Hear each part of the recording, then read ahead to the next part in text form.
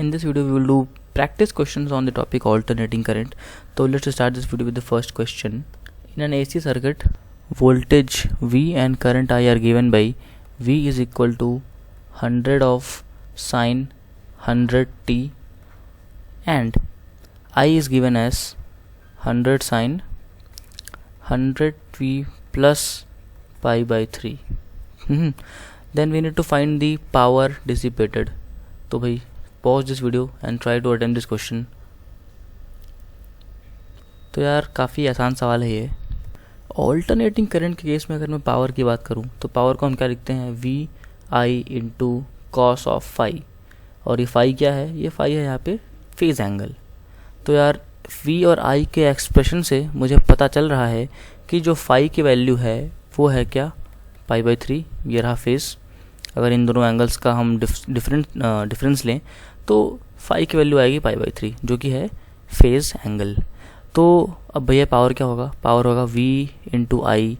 हाँ, यहाँ पे V और I की हम RMS वैल्यू लेते हैं तो अच्छा होगा अगर हम पावर को ऐसे लिखें V RMS into I RMS into cos of phi. ठीक है भाई. तो हमें पता है कि V RMS जो होती है वो होती है इसका एम्पलीट्यूड अपॉन √2. तो V RMS क्या हो जाएगा? ये हो जाएगा 100 अपॉन √2. आई RMS हो जाएगा 100 अपॉन √2. और अगर cos फाई की बात करें तो फाई है 60 डिग्री एंड cos 60 इज़ 1/2. तो गाइज ये है आपका power, that is 250 that is 2500 या फिर 2.5 किलोवाट. तो गाइस कमेंट करके बताओ कि कितने लोगों से ये क्वेश्चन हो गया. काफ़ी बेसिक क्वेश्चन था. यहाँ पे देखो गलती यहाँ पे कई लोगों से यहाँ होती है कि ये जो V और I है यहाँ पे ये लोग सीधे सीधे ये वैल्यूज़ लिख लेते हैं. बच्चे इस चीज़ को भूल जाते हैं कि यहाँ पे भाई हमें RMS वैल्यू यानी कि रूट मीन स्क्वायर्ड वैल्यू लेना होता है. और रूट मीन स्क्वायर्ड वैल्यू क्या होता है? इस वैल्यू अपॉन √2. ठीक है भाई. तो अगली बार से हम ये गलती नहीं दोहराएंगे. और अगर फेज़ एंगल की बात करें तो फेज़ एंगल तो यहाँ से साफ साफ दिख रहा है कि पाई बाई 3 है phase angle.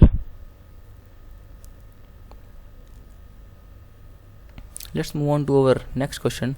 In this question, you are given a circuit. In this circuit, there is a AC source, a resistor, and a capacitor. तो यार अगर हम इस करंट वोल्टेज सोर्स की बात करें तो यहाँ पे वोल्टेज सोर्स V की वैल्यू दी गई है आपको 20 cos ओमेगा t. रजिस्टर की रेजिस्टेंस है 6 ओमेगा. इस इंडक्टर की बात करें तो भाई इसका रेजिस्टेंस दिया गया है 4 ओम और 5 मिली हेनरी का इंडक्टेंस है. कैपेसिटर की कैपेसिटेंस दी गई है 50 माइक्रोफेरेड. साथ ही साथ ओमेगा यानी कि फ्रीक्वेंसी की वैल्यू दी गई है 2000 रेडियन पर सेकंड. तो गाइस इस सर्किट सिस्टम के लिए आपको करंट की एम्पलीट्यूड बतानी है IA. तो गाइस वीडियो को पॉज करो और इस क्वेश्चन को ट्राई करो. देखते हैं कितने लोगों से क्वेश्चन बनता है. तो गाइस इस वीडियो में सबसे पहले हम इन सारे सर्किट एलिमेंट्स का रिएक्टेंस निकालेंगे. तो यार शुरू करते हैं इस इंडक्टर से. तो इंडक्टर के लिए हम XL की वैल्यू लिखेंगे क्या? L इंटू ओमेगा जो आएगा 10. ठीक है भाई. और आगे बढ़ते हैं कैपेसिटर की तरफ. तो कैपेसिटर का रिएक्टेंस हम XC लिखेंगे 1/C इंटू ओमेगा. C है कैपेसिटेंस, ओमेगा है 2000.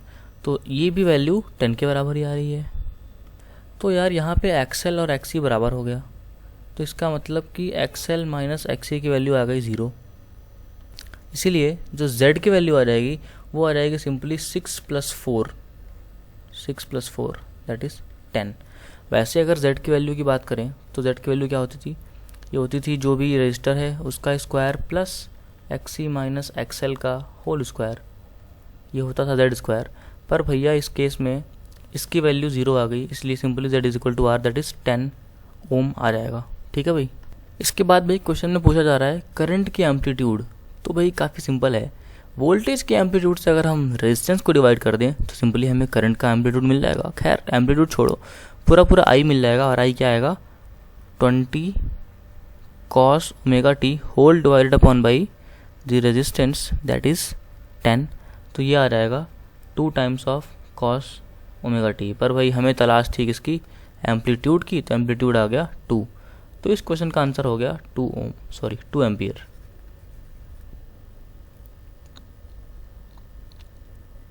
इस क्वेश्चन में अगर थ्योरी पार्ट को थोड़ा हम और डिग इन करें तो अगर ऐसे क्वेश्चन में मान लो अगर एक्स ई एक्स एल के बराबर नहीं आता तो सिंपली z की वैल्यू तो यहाँ से निकल जाती x E minus x L का होल स्क्वायर से। पर क्या आपने सोचा कि ये चीज़ कहाँ से आया, तो इसका मैं आपको एक हिंट देता हूँ। तो यार अगर डिफरेंट सर्किट एलिमेंट्स का हम रेजिस्टेंस देखें तो जो सिंपल रजिस्टर होता है उसके रेजिस्टेंस को अगर हम ऐसे डिनोट करते हैं इस डायरेक्शन में, तो जो कैपेसिटर रेजिस्टेंस ऑफर करता है एक्सी, उसे हम डिनोट करते हैं ऐसे, π/2 फेज आगे, ये है आपका आर, और एक्सएल यानी कि resistance offered by this inductor, उसे हम डिनोट करते हैं π/2 फेज पीछे यहाँ पे XL.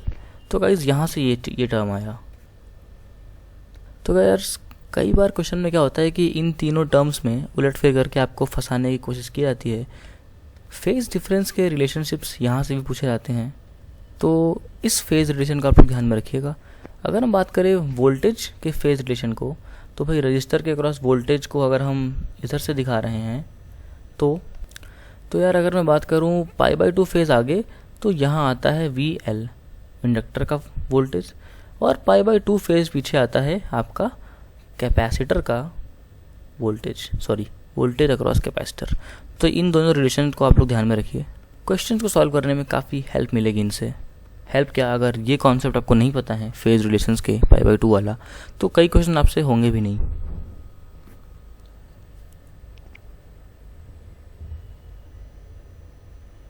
Let's move on to our next question. तो अगर इस क्वेश्चन में एक कॉइल दिया गया है, उस कॉइल की रेजिस्टेंस दी गई है आपको 200 ओम्स, काफ़ी ज़्यादा है, और इसका जो इंडक्टेंस है वो दिया गया है 1 हेनरी। सोर्स की फ्रीक्वेंसी अगर आपको 200/2π हर्ट्ज दी गई है, तो सिंपली आपको फेज एंगल निकालना है बिटवीन पोटेंशियल एंड करंट। तो यार वीडियो को पॉज करो और इस क्वेश्चन को ट्राई करो, देखते हैं कितने लोगों से क्वेश्चन होता है। इस क्वेश्चन में हम फेज डायग्राम ऑफ रेजिस्टेंसेस का यूज़ करेंगे।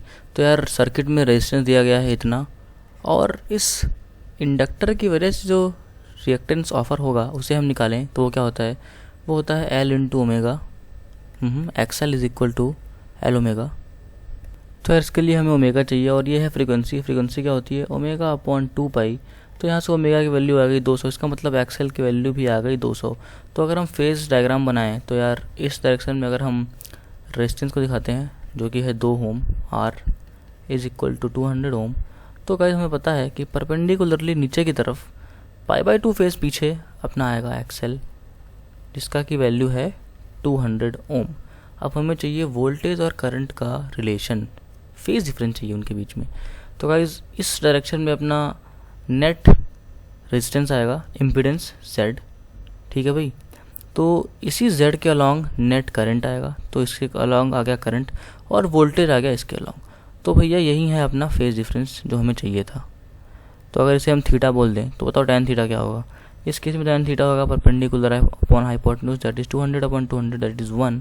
तो यहाँ से थीटा यानी कि phase difference between voltage and current की वैल्यू आ गई 45 degree, and that's the answer. Let's move on to the next question. तो इस क्वेश्चन में सिंपली आपसे पूछा जा रहा है कि what is the power factor at resonance. तो यार वीडियो को पॉज करो और इस क्वेश्चन को ट्राई करो। हो सकता है कई लोगों को ये क्वेश्चन रटाया हो कि भाई अगर रेजोनेंस है तो पावर फैक्टर ये होता है, पर मैं इस क्वेश्चन को इसलिए करा रहा हूँ ताकि इसके पीछे का जो कॉन्सेप्ट है उसे भी एक बार हम रिवाइंड कर सकें। तो ठीक है भाई, वीडियो को पॉज करो और आप भी सोचो कि इस चीज़ तक आप आए कैसे। सिंपली रटाया आंसर ना दो, खैर आंसर तो काफ़ी आसान है। तो यार इसका आंसर तो है सिंपली 1, क्योंकि पावर फैक्टर क्या होता है, पावर फैक्टर होता है cos × phi की वैल्यू, कब, जब सिस्टम रेजोनेंस पे हो, और ये वैल्यू 1 होता है। तो कई लोगों को याद होगा, पर अब हम देखेंगे कि ये 1 क्यों होता है। तो यार सबसे पहली बात तो ये कि ये रेजोनेंस क्या होता है। तो रेजोनेंस ये होता है कि भाई सिस्टम की जो फ्रीक्वेंसी है या फिर सिस्टम का जो ओमेगा है वो हम कुछ इस तरह से ले लें कि एक्सी और एक्सएल की वैल्यू बराबर हो जाए। तो अगर एक्सी और एक्सएल की वैल्यू हम बराबर कर दें तो हम बोलते हैं कि भैया अपना सिस्टम जो है वो रेजोनेंस में है। तो ये बताओ कि जब एक्सी और एक्सएल बराबर होगा तो क्या होगा। तो डायग्राम पे ध्यान दो, इधर आ गया आर, इधर आ गया एक्सएल और ऊपर आ गया एक्सी। तो अगर एक्सी एक्सएल के बराबर होगा तो इसका मतलब कि भैया ये दोनों वेक्टर्स आपस में एक दूसरे को खा जाएंगे और सिर्फ रेजिस्टेंस ही बचेगा। तो इस केस में वोल्टेज और करंट के बीच में जो फेज़ आएगा वो आएगा 0, इसलिए cos फाई की वैल्यू आ जाएगी 1, क्योंकि cos 0 होता है 1। तो यार बेसिकली पावर फैक्टर हम इसी cos फाई को बोलते हैं। cos फाई है अपना पावर फैक्टर, और एट रेजोनेंस मतलब कि उस कंडीशन पे जब एक्सी एक्सएल के बराबर हो। तो भाई जब एक्सी एक्सएल के बराबर है तो अपना फाई आ रहा है 0, इसलिए पावर फैक्टर आ रहा है 1। That's it. तो यार इस केस में ओमेगा की वैल्यू कई बार पूछी रहती है, तो सिंपली आपको एक्सी को एक्सएल से इक्वेट करना था। तो यार अगर आप 1/ओमेगा सी को इक्वेट करें ओमेगा इंटू एल से, तो ओमेगा की वैल्यू निकल कर के आएगी √1/LC। तो ये है वो फ्रीक्वेंसी जिस पे सिस्टम अपना रेजोनेंस पे होता है। तो यार let's end this video here. मिलेंगे अगली वीडियो में कुछ और सवालों के साथ। जेईई मेन के लेवल पे ऑल्टरनेटिंग करंट से तो ज़्यादा टफ क्वेश्चंस नहीं आते।